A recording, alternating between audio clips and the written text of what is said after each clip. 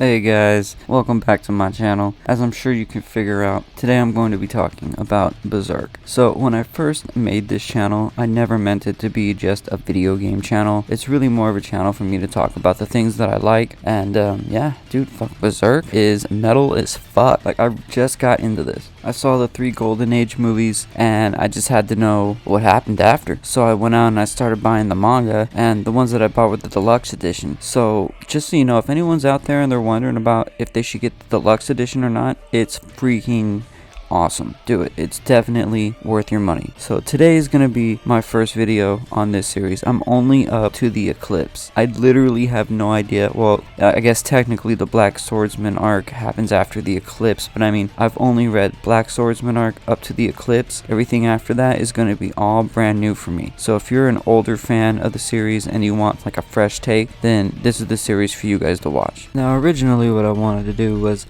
I wanted to make a video for every volume. But during the making of this video, I realized that there was just way too much content for me to go through every single volume, so I'm going to break it up into parts. And I'm really just going to be doing like a recap, give you guys my thoughts on what's going on, try to analyze it the best that I can. I'm not really super qualified for that, so bear with me, guys. But yeah, so let's get started. So the first thing I want to say is the opening to this manga is fucking incredible. This is the hardest, most metal opening I've ever seen to any manga ever. It starts with him fucking a demon, and yet some people say that this manga is boring. Yeah, that's what I'm saying. I don't know what you guys are talking about. So we get Guts, right? And he's just plowing this demon. And the demon thinks that she's gonna kill him. And Guts is just like, nah, bitch. You're the one that's gonna die. And then BAM! Just blows her fucking head off. And it's at this point that I'm just sitting there thinking to myself, like, okay, this must be the backstory to the Doomslayer.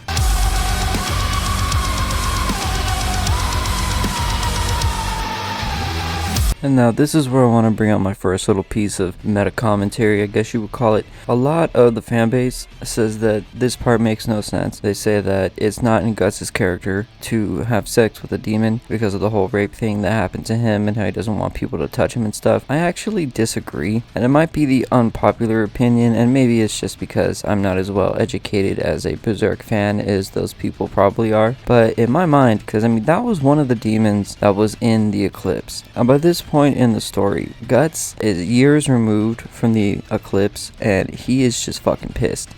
And I would not be too surprised if he did that shit on purpose just to get his revenge on that one specific demon, because that demon is a succubus.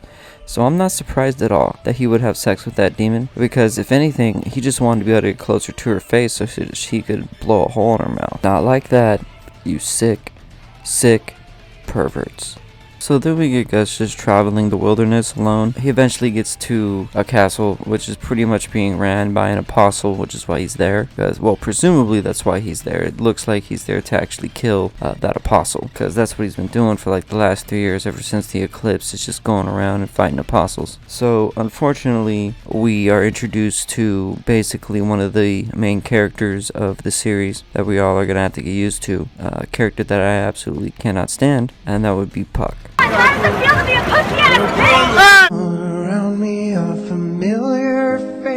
Yeah, I can't stand that fucking elf. The only thing he's good for is healing Guts, and he should have died right here, but Guts happened to go into the same bar where Puck was being attacked, and he actually saved him. Or at least that's what Puck thinks. But what's really going on is that Guts wants these punks to basically go back and tell the mayor that he's there and that he's coming for them, because he is there for the apostles. And I love this moment here where the guy that he's talking to, as soon as Guts says, tell him the Black Swordsman is coming, that you could just see this guy's eye just wide in shock. So it's very clear to us that he is well known and that people fear him. So we can only imagine like what he's been doing in these years since the Eclipse, but obviously he's been wreaking havoc everywhere that he goes. Now, something I forgot to mention is at the beginning of this scene, there's this part where Guts just walks in. He walks straight up to the bartender and he's like, hey bartender, I'm about to mess up your bar. Like it's nothing, just all nonchalant. So after he gives him that warning, there's this guy that tries to sneak up behind him, and Puck tries to warn Guts, but I mean, Guts already knew the guy was behind him, and he just turns around and just cuts this motherfucker in half, man. It is just bad ass. Look at this. Holy crap, Guts. And if you're wondering, like, how his sword can do this much damage, because I mean, it cut a guy clean in half. Like, you gotta understand that his sword is 300 to 400 pounds. Like, that is a heavy ass sword. Once that is in motion, it's gonna be almost impossible to stop that. So that really just shows you like how strong Guts really is. So after that, you know, he leaves and he just looks over at the guy that he was threatening, the one he told to give the message to the mayor, and he's just like, "Pissing our pants yet? Boy, do I have a feeling we're getting close." Then Puck gives us the whole spiel about Guts' sword being more like raw iron and not really a sword, which at this point is a meme that we all know. Guts leaves, you know, he's basically heading straight for the castle where this mayor guy is supposed to be, and Puck is all trying to talk to him, and Guts is having nothing of it. Like, he's not listening to him, he's completely ignoring him. To be quite honest, I wouldn't be surprised if he didn't even notice that thing was there, until eventually Puck finally gets Guts' attention, and then Guts just bitch slaps him, which is my favorite part in this entire chapter. But unfortunately, it turns out that all Puck was really trying to do was warn that now that he killed those thugs in the bar, that the mayor's definitely going to be looking for him, and sure as shit, the guy finds him. And then Puck just runs away like a scared little bitch, even though Guts just saved his life. Now, one thing I would like to point out here is right here, now you can't see the words because I had to erase them because I'm not trying to get a copyright strike, but right here in this scene, Puck touches Guts, and then Guts looks at Puck and he says, "Don't touch me." And so I feel like this scene right here, it really shows you that Miura really wasn't just making shit up as he was going along. And that's also why I honestly believe that Guts had sex with that demon as a way to spite the demon. Is because in the exact same chapter that happens, he turns around and says the whole "don't touch me" thing. So obviously Miura, he knew, right, that he was going to go down this path with this character. And that is why I think that whole beginning section makes sense, is because of this one line right here. You know, I mean, it's literally in the same chapter. Moving on from that, Guts is captured and he gets taken away to be tortured. And so it cuts to the dungeon where Guts is being tortured at, and there's this torturer there, and the guy's pretty much doing everything he could think of to try to break Guts, and it's just not working. You know, I mean, dude, this guy cut his own arm off. Like, you really think that torture is going to affect Guts like that? No, I don't think so. So the mayor comes in, and there's actually a really cool part here, and the mayor basically tells Guts, "Hey, look, because you killed those guys, the Snake Baron is gonna kill us all. So, and that's gonna be your fault." And I love this part right here because it really shows you how good Guts is at, he's really, really good at turning someone's comment into an insult. So he says that, and then Guts looks at him and he's like, "Oh, what, so the guards behind you, basically they can't do shit? The little bitches, they're not gonna be able to protect you?" And that just pisses the fuck off out of the mayor, to the point where the mayor's like, "Hey, torturer, go ahead, do whatever you want to this guy, just make sure he doesn't die." And so, you know, obviously the torturer, being a torturer, is like, "Oh, cool, you know, I get to have a good time now." And so the mayor goes to visit the Snake Baron because he's trying to explain to the Snake Baron like exactly what happened, and that how he shouldn't be at fault for the deaths of the Snake Baron soldiers, basically. And the mayor just basically starts groveling, you know, basically begging for forgiveness and all that to the Snake Baron. And then we finally get to see this guy, and this is our first look at the apostles. Like, I really wonder what people were thinking when they read this manga before the Golden Age ever happened, because the guy's sitting there eating humans. Like, he's literally eating an ear. So it's obvious that this Snake Baron guy, right, like, he's going around capturing humans and eating them. And I mean, like, that's just fucking terrifying, right? Like, that is just scary as fuck. So he takes an ear off his fork and he throws it over at the mayor, and he just basically says, "I don't care. I don't. You know, they're dead because of your incompetence. Even if it was the Black Swordsman who did it, I'm still gonna put you at fault, and pretty much you're dead." And the mayor starts telling him, like, "Hey, I'll give you whatever you want. I'll give you gold. I'll give you everything." And the Snake Baron, he has a really good line here.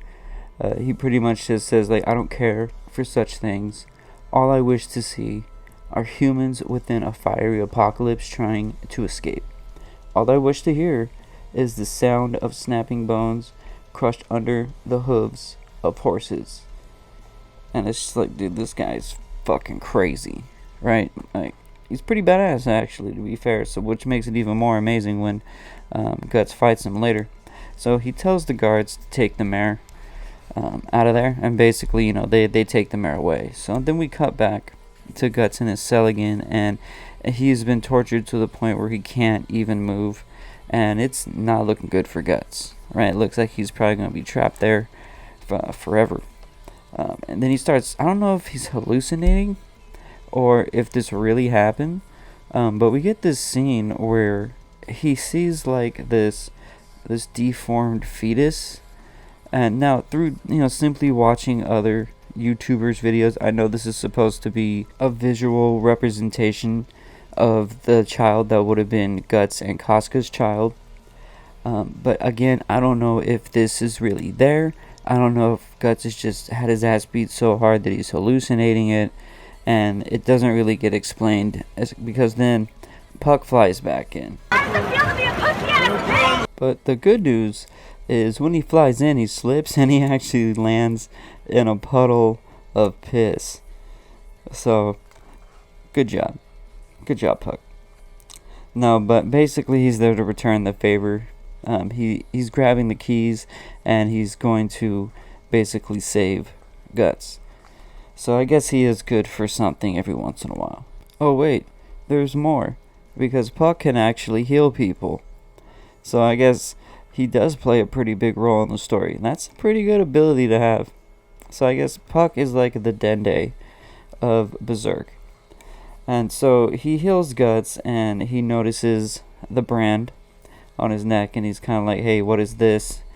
And Guts is just like, get the fuck off me, don't touch me. Again. So, one more time, guys. This proves that Miura knew what he was doing when he made the opening panel. Because otherwise, why would these moments here where Guts says, don't touch me, why would they still be in the exact same chapter if he was just making shit up? If it was really against Guts' character. So, Guts gets healed, and Puck starts asking him all these questions. What's that? What are you doing here? What the hell's going on? Blah, blah, blah. And look, guys, I know Puck is supposed to basically be a stand-in for the audience, because these are questions that we are asking ourselves. But we're already asking ourselves those questions. I don't need a character to sit there and ask those questions for me. And now, granted, I'm not Craft TV or Storycraft TV, whatever that YouTube channel is, and I've never ever once even read a screenplay book, how to do screenplays. But to me, just personally, I just don't like the character. Some people like things that other people don't. Like werewolves in Resident Evil 8. Can't fucking stand them. But that's neither here nor there. So, Guts literally tells Puck, he's like, look, I don't give a fuck about any of the villagers. I don't give a fuck if this place burns to the ground, as long as I kill the Snake Baron. That's all I care about. And then Puck has this ability to sense other people's emotions, and he can feel like all the rage and hatred and even sadness, like that's deep down inside of Guts' heart, and it's like killing him. And then Guts goes on this whole monologue about how people that are weak deserve to die, pretty much, right? That's exactly what he says. And that's when Puck asks him, he's like, well, what about me? Like, why did you save me then? And then, I love this part, Guts just starts fucking laughing his ass off. He's just like, dude, you think I was trying to save you? I didn't even know you were there. I went into that place looking for those guards because I wanted someone to warn this guy that I was coming. I wanted him to feel fear. It had nothing to do with you. And then Puck is just all like, I'm deeply depressed. I don't find anything in life worth living. I'm fed up with the never-ending cycle of getting up in the morning to do nothing and crying myself to sleep. I don't know what to do. Mayonnaise are the only thing that keep me going. I'm sorry everyone, but I'm going to end it. But first I have to admit that I'm Gay! So once Puck is done throwing his little bitch fit, he basically leaves. He runs away because he's like, oh boo-hoo, Guts, you hurt my feelings. So he flies out the window, and but he does leave the keys for Guts so that he could escape. And Guts, I don't know why he does this, but he does this thing where he like claws into his skin, right? I assume to give himself some kind of discomfort. I don't know, maybe he's got a fetish about cutting himself or something. I know Griffith does this in the movies too. But yeah, he does that, and then his brand starts to bleed. And that's when he realizes that the Snake Baron is close. And he's just like, yes, I've been waiting for this. I can't wait to beat the shit out of you, basically, to kill you. I'm gonna murk you, because that's what Guts is all about, is killing apostles. So we cut to Puck, like, witnessing the carnage at the town where the mayor was, because remember the Snake Baron said that he was going to go to the mayor's town and basically just kill everybody. And we cut to this scene where you see like this little kid, it's really fucked up. There's this little kid, and the Snake Baron like cut the kid in half and stabs him through the chest, and he's just sitting there drinking his blood, and it's just fucking disgusting. It's fucking so dark. Man, like, it's this manga rocks. So the Snake Baron's forces are just wreaking havoc on the town. They're killing so many innocent people, and we're left there wondering, like, okay, well, where the fuck is Guts, right? Like, didn't he escape? And then boom, from out of nowhere, like, you just see Guts rise up from this pile of dead corpses, being like, Surprise, motherfucker! and so Guts just start mowing down these fucking soldiers. He busts out his crossbow. It's like he has like this automatic crossbow, and he's just shooting people left and right. People are getting destroyed. Can I just say, like, maybe I just like violence or something, but I really, really dig the Black Swordsman arc, and I kind of wish that the stories after this arc were a little bit more like this one, because I mean this just kicks ass. Like I was saying earlier, this is the most metal manga I've ever read. So these guys are just running for their lives. People are going down left and right. People are buying their tickets to PP Pants City, all that good stuff. And then Guts sees the Snake Baron, and now the Snake Baron is on his horse, and it looks like he's trying to run down Guts, and Guts just gives zero fucks. He just starts unloading into the Snake Baron the exact same way that he was taking out the other soldiers. I mean, he shoots so many arrows at him that some of them even go into the Snake Baron's eye. And like everybody thinks it's over at that point. The soldiers are like, oh my lord. You got Puck over there. Being like, oh my god, I'm scared. I can't believe you killed him. And it's just crazy, but nope, because the Baron just gets right the fuck back up. And Guts just does not care. In fact, he's probably happy that the Snake Baron got back up, because Guts just absolutely loves beating the shit and killing, taking out all of these apostles. I mean, he's like Hisoka when he's up against Gon. And honestly, I can't really say that I blame him, considering what the apostles did to him during the eclipse. But we'll get to that a little bit later. I love this part because Guts just continues to give zero fucks, and he just starts shooting even more arrows into the Snake Baron. So the Snake Baron decides to retreat because he's a pussy. He would probably get along with Puck pretty well. So he basically suckers Guts in by retreating like that, hits him with his tail, and he just fucks Guts up, man. He's got blood coming out of his mouth, but Guts, he can take a lot of punishment, so it's not over yet. So basically the Snake Baron, he thinks he's got this fight won. He thinks he's got Guts on the ropes. He just starts talking shit to him. He's like, oh, you're just a mere human. There's no way you could ever defeat me. Talking about how he's gonna eat Guts. Now I think about that, it's kind of weird, saying he's gonna eat some Guts. The Snake Baron is just relentless, and he's just beating the ever-living shit out of Guts. I mean, I feel bad for him. Like, look at this, dude. Like, one thing I don't understand is, why does the Snake Baron only using his tail? It's like, come on, dude. Can't you do anything else? Is that tail whip attack the only thing that you really have? But whatever. So it's really, at this point, it's really not looking good for Guts. And like Puck is freaking out again because he's Puck. But yeah, so I mean, he is just throwing Guts around like Guts is a rag doll or something.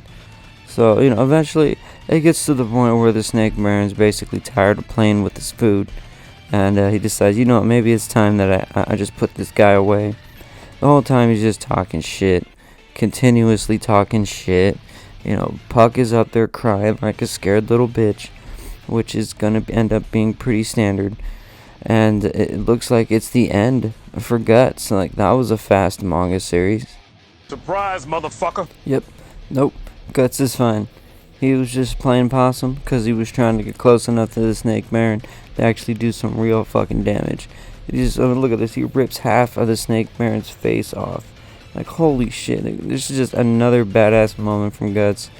And a whole slew of badass moments. Like, just Guts walking through the forest is a badass moment. Like, Guts makes everything look badass. But this right here, man, like, this was a smart strategy. Not just that, but look at all the punishment that he took. He did all of that shit just and only so that he could get close enough to the Snake Baron to do some real damage. If that wasn't badass enough, as soon as he does that, Guts picks up his sword, and look at this, he just cuts this motherfucker right in half. Like, again, 0 fucks given. And I mean, at this point, like, Guts is just completely bloodlusted. I mean, and this is just awesome, man. I mean, Guts is just losing his mind. And this right here, this is flashes, right, of like Guts's, I don't want to say evil, but like angry berserker side. I mean, he's a human, and he is just destroying like these demons. Jesus Christ, man. I'm honestly wondering if Guts was, if his dad was a demon or something, like in Yu Yu Hakusho, because his strength just makes no sense, you know. But it is badass. And now Guts has the Snake Baron exactly where he wants him.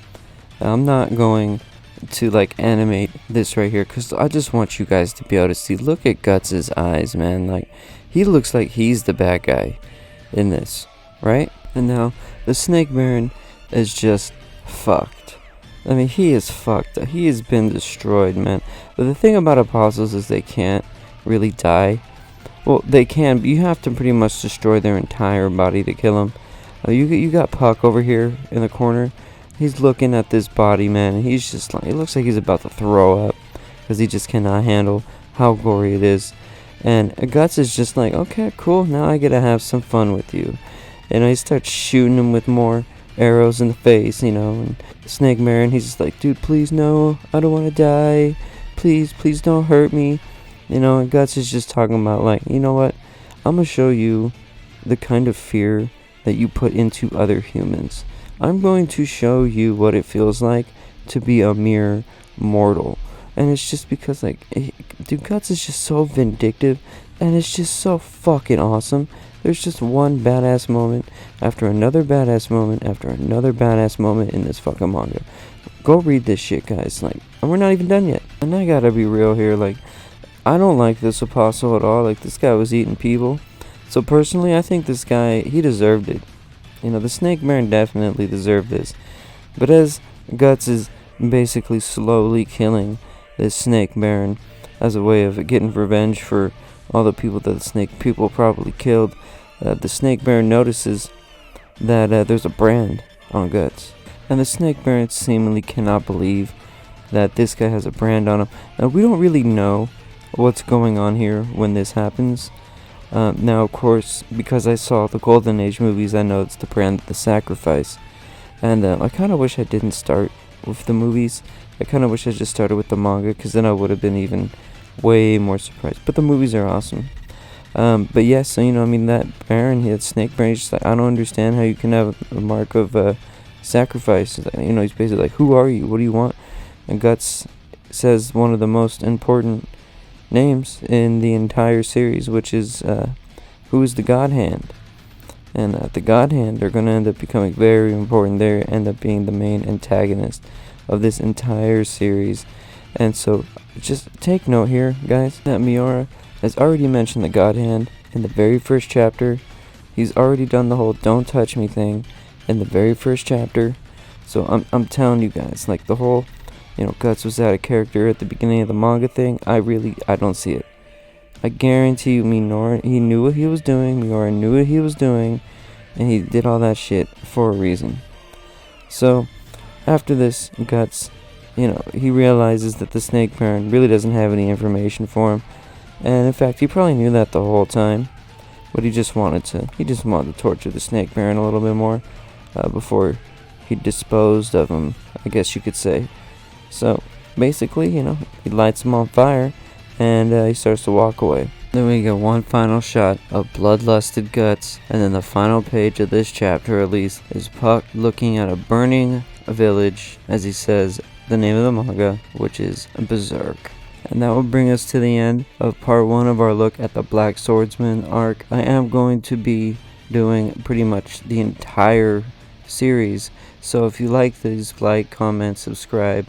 I'd really, really appreciate it. Even if you don't want to like or comment, if you could at least subscribe, that would really mean so much to me. So, thank you guys. Everybody have a good night, and part 2 will be coming out soon. So, till then, peace out.